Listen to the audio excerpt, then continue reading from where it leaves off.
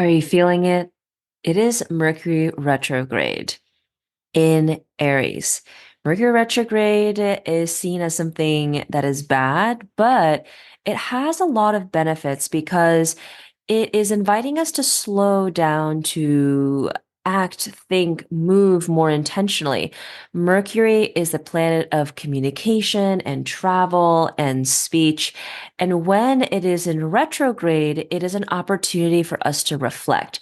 During Mercury retrogrades, it is very normal to have miscommunication, be late to things, things delaying you, having like typos or sending the wrong email or text to someone, or let's say your flight is getting delayed, like any type of communication, travel, time disruption. The extra layer, that different element to a Mercury retrograde is going to be the sign that it's in. And for all of 2024, our Mercury retrogrades are going to be in fire signs. And as of April 1st, Mercury is in retrograde in the sign of Aries during Aries season and during eclipse season, where we will have a new moon solar eclipse in Aries. So there's a lot going on in the month of April. And what we're looking out for the next 3 weeks or so, because Mercury retrograde is from April 1st to April 25th, is pausing, taking extra time to review information, because when it's in the sign of Aries, people can be more irritable. Literally, I like went to bed and I was like, oh, I have a good content idea. Like, like I'll probably write like why you like woke up irritable or on the wrong side of the bed and post it on April 1st. Surprise, surprise, it was me who woke up on the wrong side of the bed. Yes, I still share that piece of content, but I felt it. It's funny because sometimes, all of the time actually, I'm giving these insights. I'm like, do this, do that, be mindful of this. And then I myself forget to be mindful of these things as well. So it is super normal to be a little irritable, feeling angry, um, receiving emails that might be like very triggering. There might be creative blocks because Aries is very much so a creative sign. It takes the lead. It's very passionate, has a lot of energy, sometimes has difficulty kind of diffusing its anger. So it has to have like different projects, different things to kind of keep its hands busy. Things can move very slowly. There's might be a desire to like exercising more, agreeing to something without thinking it all the way through, that impulsive nature that Aries has. But some of the good things that'll come out of this is that you'll be thinking about how to be more action oriented, taking the right actions, aligned actions, not just any action, recognizing how you've been kind of like in the back seat, maybe experiencing and being like a victim, understanding it's time to really step into a high agency mindset. So instead of kind of putting things off and being like, oh, well, I don't have the right resources or to start my business, I need a website, I need a logo, I need a name. Like, what can you do today to make a sale? What can you do today to eat healthier? What can you do today to share how you're really feeling, what your boundaries are? So there's no more waiting. There is that momentum like building. So these are some of the things that, you might experience during this Mercury retrograde.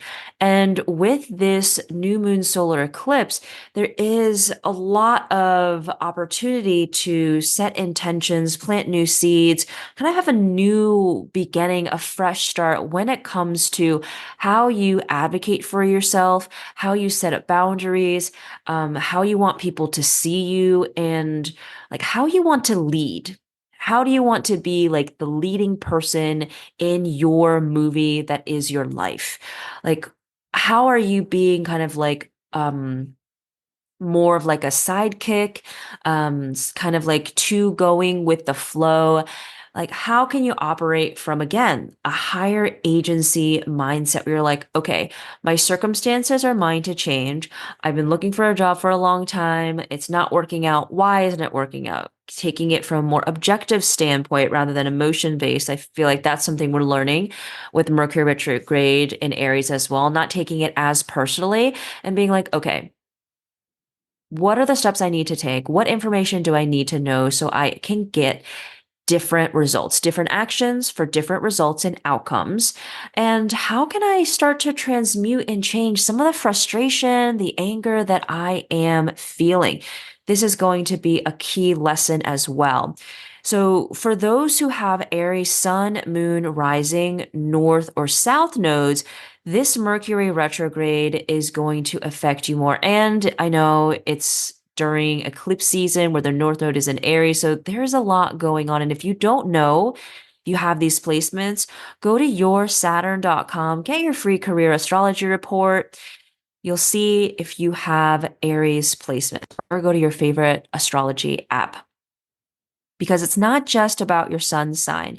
And you should really be reading for your sun sign and your rising sign. And to a certain extent, I like to read for like the North Node placement because it tells me like the representation, the embodiment of my higher self in this earthly form. And if I read for the South Node, it's kind of like that core inner part of me that I'm trying to let go, and kind of like, that that really, I think, foundational part of who we are, because the South Node is really about karma, things that we're familiar with, things that we're really good at, but we're like not supposed to focus on as much. So, again, with this Mercury retrograde in Aries, some of the tips that I have to manage this time is to, one, more self-care. Get yourself an exercise routine, especially if you have an Aries sun, moon, rising, or north or south node, particularly more for the south node, just because it's going to help you move some of this frenetic energy. It's going to help you ground and manage your emotions. Um, I also recommend channeling this energy into a creative project. It could just be something fun. And my final piece of advice is to really pause. Take more mindful moments than usual. Give people the benefit of the doubt. And if you're not an Aries, give your Aries friends the benefit of a doubt. They might be like a little bit more irritable. They might be a little bit more sharp, direct, or get mad. And you're like, okay, I don't really know why you were mad. I didn't really say anything that bad. So just to give everyone, a little bit more grace as we move through this season that is very transformational, with the Mercury retrograde like dumped in, sprinkled in for extra fun. And for everyone, and especially my Aries placements, again, sun, moon, rising, north, and south nodes, make a big wish on the new moon solar eclipse on April 8th. If you're in the line of the eclipse, get some glasses, take a look. Hopefully, you'll be able to see it. Every other place will have a partial eclipse. It is something that we're not going to see for quite some time. I always miss them. Even though I'm always talking about eclipses. But this is a wonderful opportunity, again, to plant some new seeds, to welcome in a new version of yourself that is more empowered, more bold, more passionate, and really one that stands a lot taller. Okay, that is what I have for you today. I have some mini readings available. A lot of you have been asking questions about the eclipse, how it affects you. These mini readings are just for eclipse season. I'm going to tell you, what are the challenges you're facing right now? What's getting in the way? Why you're feeling this way? And the best ways to move through the season and for the rest of this year. We're going to be making a transition into a new node soon. So from Aries and Libra to Pisces and Virgo. So it's going to bring very different energies in that I'm excited for. I know that I'm going to need this clearing. We're all going to need this clearing. That's happening the fall of this year as we wrap up our lessons related to the North Node in Aries and the South Node in Libra. This cycle is going to end January 2025. So we are like I want to say like almost halfway, kind of, I would say halfway through, just because we're not going to be experiencing the same eclipses in the fall. So take good care of yourself, book a mini session, grab your expanded report. These are resources that are going to help you time and time again. And I will see you soon.